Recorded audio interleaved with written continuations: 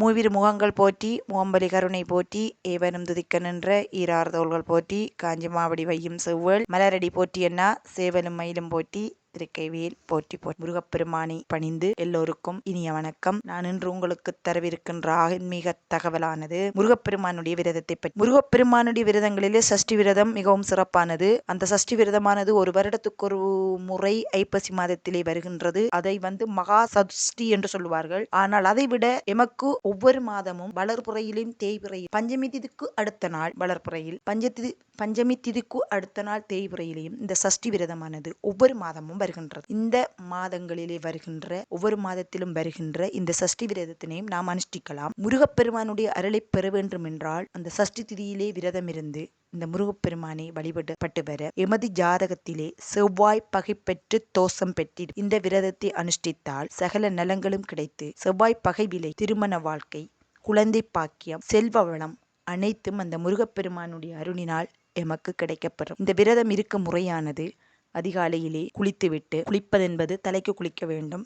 குளித்துவிட்டு 6 மணியிலிருந்து ஆரம்பித்து நீங்கள் சஷ்டி மகா சஷ்டிக்கு இருப்பது போல் இருக்க விரும்பியவர்கள் இருக்கலாம். அப்படி முடியாதவர்கள் காலையில் எழுந்து குளித்துவிட்டு முருகப்பெருமானுக்கு சிவப்பு மலர்களால் மாலை அணிவித்து மாலை சிவப்பு திரி போட்டு நெய் தீபம் ஒன்று, அதாவது பப்ளின் துணியிலோ அல்லது வேறாவதோ நம்மளுக்கு திரி நன்றாக எரியக்கூடிய வகையில் இருக்கின்ற திரியிலை ஒற்றை திரியாக போடக்கூடாது. 2 திரிகளை ஒன்றாக திரித்து முதலில் அகல் விளக்கில், அதாவது எந்த ஒரு அகல் விளக்கு ஏற்றும் பொழுதும் சரி, நாம் வீட்டிற்குள் தீபம் ஏற்றும் பொழுதும் சரி, எண்ணெய் ஊற்றிய பிறகுதான் திரி போட வேண்டும். எண்ணெய் ஊற்றிய பிறகு திரியை போட்டு அந்த சிவப்பு திரியை ஆலயங்களிலோ சரி வீடுகளிலோ சரி நாம் விளக்கு ஏற்றும் பொழுது அந்த விளக்கு வெறும் தரையில் வைக்கக்கூடாது. ஏதாவது ஒரு தாம்பாள தட்டுகள் அல்லது பட்டு துணிகள் அல்லது ஏதாவது ஒரு பூ மலர்களின் செம்பருத்தியம் இலைகள் அல்லது ஏதாவது ஒரு மட்டைகள், ஏதாவது ஒரு பொருள் கீழே வைத்துத்தான் அந்த அகல் விளக்கினையோ சரி நம்முடைய வீட்டுக்குள் நாம் வைக்கின்ற விளக்குகளை சரி ஏற்ற வேண்டும். வெறுந்தரையில் வைக்கக்கூடாது. ஏற்றி முருகப்பெருமானை வழிபாடு செய்து கந்த சஷ்டி கவசம், கந்தர் அலங்காரம், முருகனுடைய திருப்பதிகங்கள் அனைத்தையும் பாராயணம் பண்ணலாம். அல்லது அது தெரியாவிட்டால் ஓம் சரவண பவ என்கின்ற அந்த மந்திரத்தை உச்சரித்து அந்த சஷ்டியில் அன்றைக்கு நாம் விரதம் இருந்து முருகனை வழிபட எமது அனைத்து இன்னல்களும் நீங்கி நம் வாழ்வு சிறப்பாக அமையும். அந்த விரதம் இருக்க முறையானது உடல்நிலை சரியில்லை என்றால் காலையில் எழுந்திருந்து தலைக்கு குளித்துவிட்டு முருகப்பெருமானுடைய ஆலயத்துக்கு சென்று மாலை கட்டி கொடுத்து சிவப்பு செம்பருத்திய மலர் அல்லது செவ்வல்லரி மலர்களினால் மாலை கட்டி அணிவித்து அல்லது மாலை கட்டி கொடுத்து விட்டு ஆலயத்துக்கு சென்று வழிபாடு செய்ய முடியாதவர்கள் வீட்டிலே இருந்து வழிபாடு செய்து முருகப்பெருமானுடைய மந்திரங்களை சொல்லி வழிபாடு செய்து விட்ட பின்பு காலையில் ஒரு 2 பழங்கள், ஒரு பால் அதை அறிந்துவிட்டு மதிய வேளையிலே இலை போடணும் என்ற அவசியம் இல்லை. பாத்திரத்திலாவது சோறு அசைவ உணவை விடுத்து சைவ உணவாக உண்டு.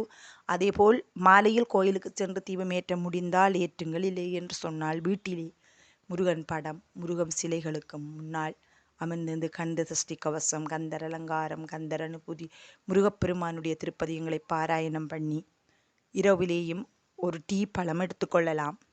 அவ்வாறாவது இதுக்கு கலசம் வைக்கணும் என்று இல்லை.